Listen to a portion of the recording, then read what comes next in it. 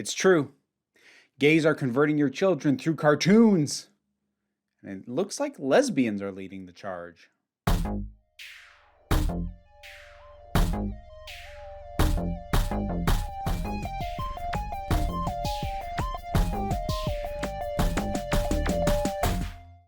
Hey there, folks. So, this is one of those times where I just kind of noted something myself and then dug a little bit more into it. Now it's been in my head, and now you get to have it.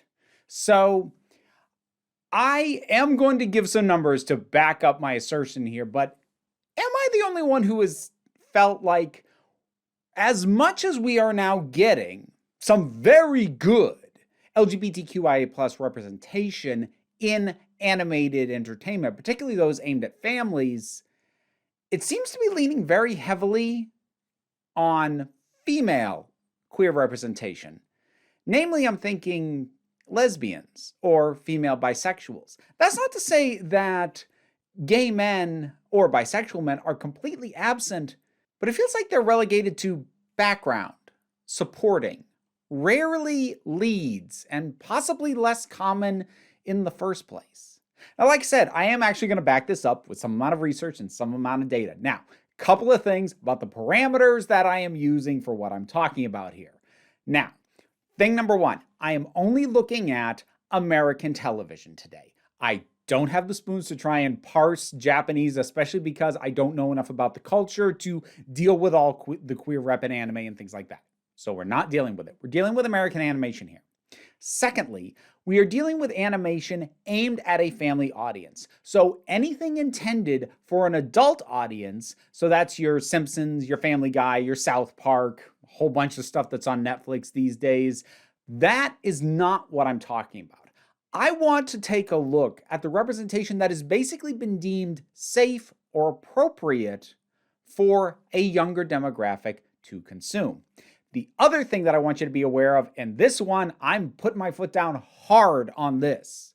I am only taking into consideration confirmed in canon within the show itself that these people are gay or lesbian or some form of queer. Now, I am focusing on gay and lesbian. There'll be some mention of bisexual. I'm not dealing with gender identity in this one.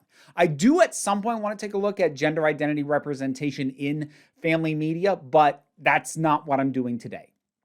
So, again, to reiterate, we're looking at American shows aimed at families and confirmed in show. I don't want to hear about a creator, a writer, a director, a voice actor, whatever, confirmed that this character is gay or lesbian or what. I'm not counting that. I am not going to deal with that because you cannot count on the audience ever becoming aware of that. If they become heavy fans, yes, they'll probably find that out. But I am dealing with the knowledge that people who watch the show and only the show, whatever that show may be, are they going to know that this is a lesbian, gay, bisexual, etc. character? And if the answer is no, or it's implied, or you could read it that way, I'm not counting it. Okay? All right. So when I was looking at this to try and spot some trends or patterns, I only went back so far. I went back to about the mid-2000s, which was where, from what I could find, we started getting some confirmed instances, because you can find lists and stuff of characters that'll list shows from the 90s, but again, almost all of that falls under the category of confirmed by creators after the fact. So it's already disqualified by the parameters that I laid out. And to be clear, that's not necessarily a criticism, especially stuff back in the 90s. You really couldn't get away with it in the vast majority of cases. It was implied was all we were going to get. So that's why I'm looking at stuff more recent, especially because it feels like there's been a surge in the past decade or so of this kind of representation, which I do feel is a good thing. And I also should cop to the fact that I have not watched every show I'm going to reference. So while I did my best to do my research on this, I am human and fallible. And I did pretty much limit this primarily to shows that I would consider mainstream. Now, that is going to be partially my bias. If I looked at lists and saw shows that I had never heard of on channels or streaming services that I didn't hear about, I was really hesitant to include it here. Now, that is, again, partially my bias, but I'm trying to think this, I'm concerned mostly with mainstream representation here. If it's this niche thing on this niche streaming service or this web series that only people who are definitely okay with this are ever going to find, that doesn't really work for the purposes I'm talking about and where I'm ultimately going to be going with this. Because yes, I do kind of have some points to make once we get through running all the numbers. And I did try to stretch outside of the stuff that I definitely knew myself. Like I looked at a whole bunch of lists from various sources of, oh, here's all the representation in these shows and this. But you know what? The vast majority of it got eliminated under the criteria that I already listed, the big one being it's only implied in episode. But that still gave me some stuff that I haven't seen, but I tried to do my research on. And here is what I have found. This is not comprehensive. I'm going to be citing examples, not complete statistics, because again, I don't have the capacity to do that. And what I found was basically what I said at the opening. A heck of a lot more representation prominently for primary or secondary characters for female queer representation, and far less for male. And with the male representation, it was much more likely to fit into certain rigid structures. That I will come back to. Actually, you know what? I said I'd come back to that. I'm just going to lay it out now, and I'll dig into why I think this might be later. There's an awful lot of gay dads. There's a lot of gay adults, not a lot of gay youth. And like I said, dads seems to be the go-to default here. So just to cite examples of both lesbian characters and gay characters, let's get into some instances. You have shows like 16, which had Connie, who was a recurring lesbian drummer character. Star vs. the Forces of Evil had Jackie Lynn. Voltron had a number of gay male characters. There was some issues with a bury your gays trope, but that's a different conversation. You have things like The Loud House, which actually has a fair amount of stuff. There's Luna and Sam, which is a lesbian couple. Howard and Harold, gay dads. More recently, there's things like The Owl House with Luce and Amity, and also what appears to have been a relationship between a female and a non-binary character. She-Ra, holy cow. Okay, there's a lot here. There's Catra and Adora. There's Spinnerella and Natasa. There's Scorpia and Perfuma. And then there's Bo's dads. There's also Kyle and Rogelio, to be fair, confirmed at the very, very last possible second in the show. Adventure Time, Marceline and Princess Bubblegum. Summer Camp Island, gay ghost dads. My Little Pony Friendship is Magic has 2 confirmed lesbian couples, but the only male queer character supposedly bisexual is a Word of God instance where creators said it. It's not confirmed in the show. There's a show called OK KO Let's Be Heroes, which actually has a really healthy mix kind of across the board. That's, I would say, one of the exemplars as far as really having a good spread of representation goes. DuckTales has Indian Thai, gay dads. Pete the Cat, gay dads. Dragon Prince, a male father figure. Guess what? Yeah, he's gay, so effectively gay dads. Bravest Knight, rare instance of the lead character being gay, but he's also a gay dad. Gravity Falls, they're not dads, but they are adults, and while not competently so, they are authority figures. Steven Universe has a ton of stuff, but pretty much all lesbian or non-binary in one way, shape, or form. The only apparent exception being the characters of Harold Smiley and Quentin Frowny, which is unconfirmed in the show in another Word of God instance. So we're looking at a pretty good spread of female lesbian characters as leads, as secondary characters who are peers and contemporaries of the lead character, so we are meant to relate to them in the same way that we are meant to relate to the main characters, whereas gay men are getting relegated much more often to background, father figure, authority figure, tertiary character. There's some distance there. They're not generally being presented as upfront in the same you are meant to relate directly to these characters way as lesbians seem to be. Now, this is not completely devoid of examples. There are shows like Kipo and the Age of the Wonder Beast, which have Benson and Troy, Benson being one of the primary characters on the show. So there is some, but this kind of feels like the exception that proves the rule. The question this leaves, if you are willing to accept what I've given you so far, again, not as definitive absolute proof, but I think an indication of trends. Why? Now, much like when I talk about why certain tropes or trends persist or go the directions that they do, I don't believe this is anything intentional or deliberate or anyone's master plan. This is just a thing that happens, but there are still reasons for it.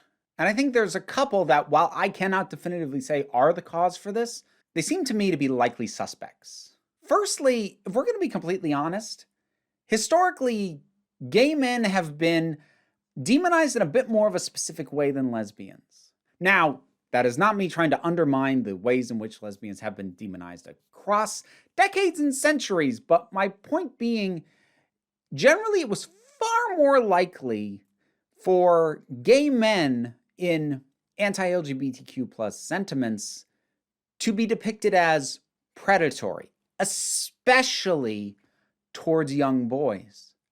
You didn't get that as much with lesbians. Lesbians were much more often framed more as women who lost their way, as opposed to being actively dangerous and indoctrinating, which was much more common to be the framing of gay men. Now, we have largely, not completely, but largely as a society moved on from that. But the thing is, when a trope or a stereotype persists for long enough, it takes a long time to shake off. And if I'm going to be completely honest, I'd be willing to bet that on a gut level, there's still a sense of discomfort around having gay men specifically in children's media because that feels more dangerous than lesbians, which might be an indication as to part of the reason why we see so many gay dads. Because if they are dads, they are adults who have to be in some kind of stable point in their life,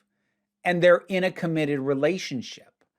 And since they are usually parents of characters we know, if that character seems to be okay and we meet their gay dads, we're able to make an immediate assumption, oh, they raised this character perfectly fine, so now we can trust them. But without that framing in place, and like I said, it comes up disproportionately often, that leaves the door open for those thoughts to worm their way back in. Even though most of us like to think, no, we don't think like that anymore, but there's gut level stuff that still happens. And not to go down a complete rabbit hole tangent, it's part of the reason that the predatory trans narrative is focused on trans women, i.e. people assigned male at birth, as opposed to trans men, because they are rarely framed as predatory, because for transphobes who view you as the gender you were assigned at birth and not your actual gender, they are going to view men as being more dangerous than women. And that may be an inherent thing in terms of the angle they're coming at it, or it may be tying back again into the idea that gay men specifically are predatory, which a lot of the hardcore transphobes will misidentify trans women as being. But I think there might also be another element to this, because there's another area of animation where you see gay men a lot more often, and I bet before I laid out the parameters for what I wasn't counting, a lot of the examples you thought of probably came from shows like The Simpsons, Family Guy, South Park, Archer, and in general, animation aimed at adults. And I think there's something to be said there, because most of those depictions are intended to be funny and lean very, very, very heavily on stereotyping. As a society, we seem to have a difficulty still depicting gay men as something other than some kind of stereotype. In the worst form, that becomes the predatory gay man stereotype, but in the more theoretically innocuous form, it becomes the effeminate male. You know, the anus has the second highest density of nerve endings in the body. Of course they are, silly buns. Featuring the Waylon Smithers Dancers. Is it a crime to want to brighten up my colonoscopy? Someone with the lisp and the limp wrist and going, oh my God. Oh no. And I can't help but feel that a combination of lingering discomfort from a very harmful propaganda stereotype of gay men, combined with the fact that we tend to just stereotype gay men as a culture still in our entertainment, I would say much more than gay women. Actually, you could go back and look at my video where I talked about the tomboy archetype, where masculine traits in women aren't really viewed the same way as feminine traits in men, and therefore mannish, quote unquote, women or people with lesbian tendencies, because they're often conflated, not always correctly, but still, that is not looked down on the same way that effeminate men are. And if we're still hung up on the effeminate male stereotype, that might be another reason that people aren't comfortable with it. Because if that's how you feel you have to write them, I wouldn't really want to see that too much either. Now again, I don't know the specific reasons, and I have a feeling that if you were to ask any of these creators in person, why aren't there more prominent or any prominent gay male characters, they probably wouldn't have an answer. And I'm not trying to psychoanalyze anybody. I'm not trying to say that I've unlocked the key to their ingrained homophobia. I have no idea. But I'm just saying that I noticed something that seemed like a thing. The amount of research that I was able to do on my own seemed to back up that it was a thing. And these are the reasons that I'm coming up with as to why this might be a thing. Because this could not have happened by accident. For as much as a push as there is for more LGBTQIA plus representation in media in general, and family media specifically, this is weird. And I don't believe could have happened devoid of some kind of reason. Those are my thoughts on it. What do you think about anything I've talked about? Any prominent examples I missed or you want to bring up, or anything you want to counter? Like I said, I have an inkling as to why I think this happens, but I definitely don't have definitive answers. Whatever your thoughts are, drop something down in the comments. Let's talk about them. Like, share, subscribe. I have a Patreon. That is what supports this channel and me in everything that I do. Any amount you're able to give is of huge help, but don't sweat it too much. The like, share, subscribes help me out, and I'm not going to tell you what to do. So just come on back next time you need a break. And look at you, sticking around through the credits. I appreciate that. Well, you know what? You're about to be treated to a whole ton of names going by on the screen, but there's a few of them that I want to give special attention to. My special thanks to Bookworm, Jared Boyce, MJ, Tracy Scrabbit, Vincent Paul Bartolucci, Kaylin Schwartz, Edelin, Hannah Acker, Robin Moore, Ross Schultz, and Shay Lagurle. If you want to hear me mispronounce your name, check out the reward tiers on the Patreon. But for right now, thanks so much.